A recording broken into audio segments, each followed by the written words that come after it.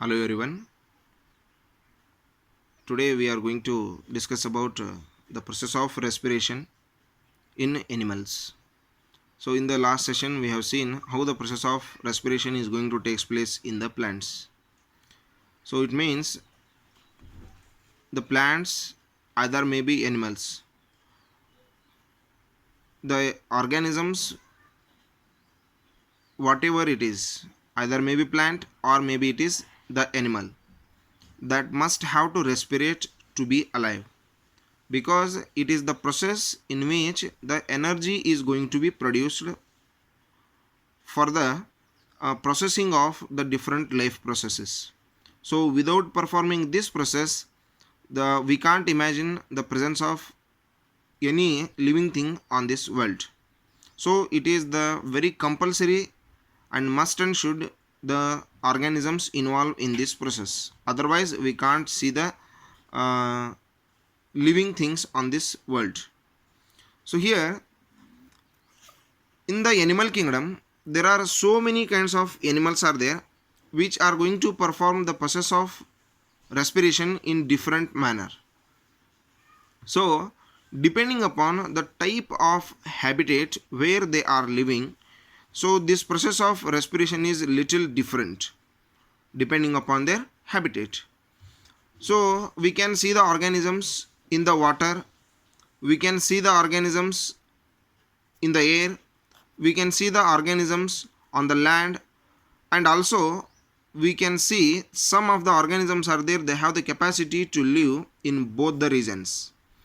So these all organisms they are going to respirate in the different manner.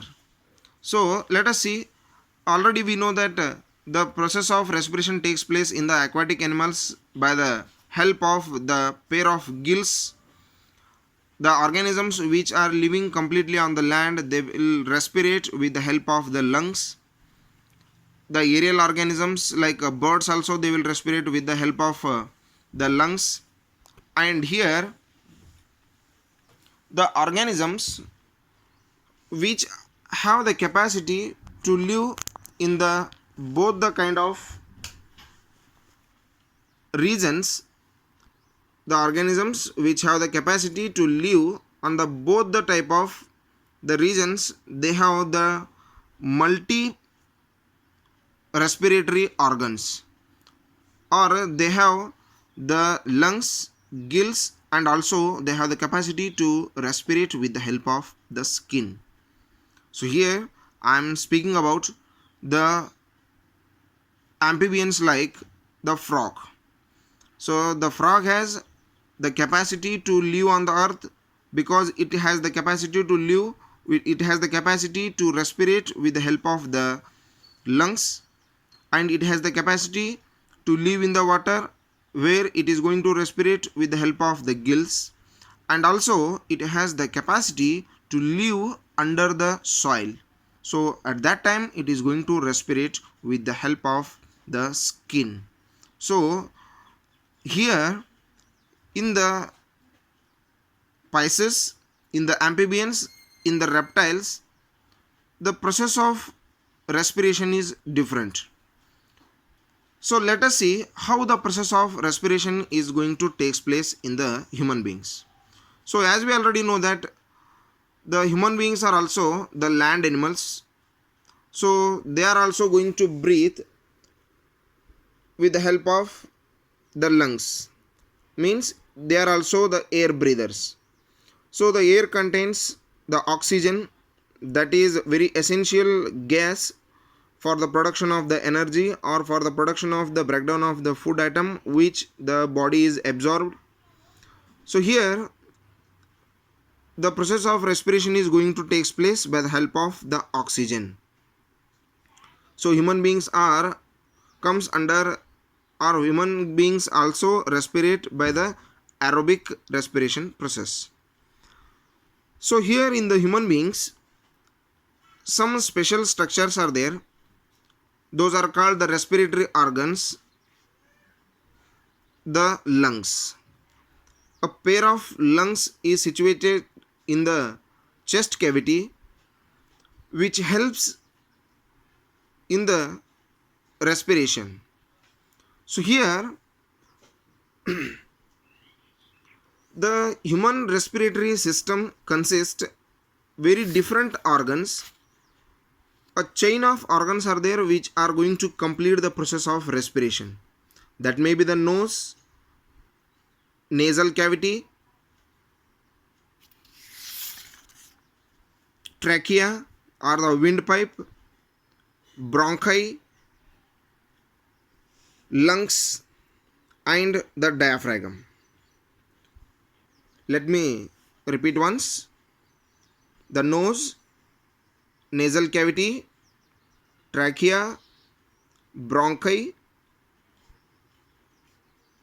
a pair of lungs and the diaphragm. So here you can see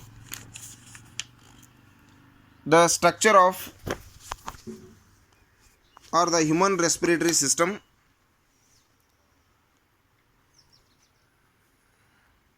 So it will give you then an idea about the human respiratory system, that is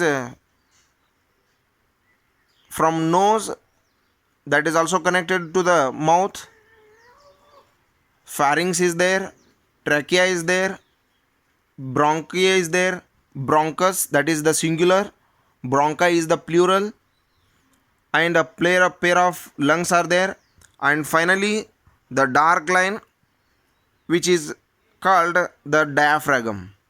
So the diaphragm is a thin muscular layer that is going to separate the chest and abdominal portion. The chest portion and the stomach portion is going to be separated by a thin muscular layer called the diaphragm. So let us see how the process of the breathing is going to take place in the human beings. As we already know that the breathing is the part of the respiration. It is the physical process. Here by the inhalation and the exhalation of the gas, the respiration process is also going to take place. So here we should know that one inhalation and one exhalation is equals to one breath. One inhalation and one exhalation is equals to one breath. So here in the breathing process, the two functions are going to perform, that is breathe in and breathe out. So during this process, when we are going to breathe in, the rib cage, that is the bony structure or the bony cover which is going to protect the inner parts of our chest cavity. So when we are going to breathe in, they are moving upwards. When we are going to breathe in, when we take the oxygen inside the body, at that time the rib cage is going to push up itself into the upward direction, in the upward direction. At the same time only, when the oxygen enters the body, at that time the diaphragm moves downwards. The diaphragm moves downwards and the rib cage moves upwards.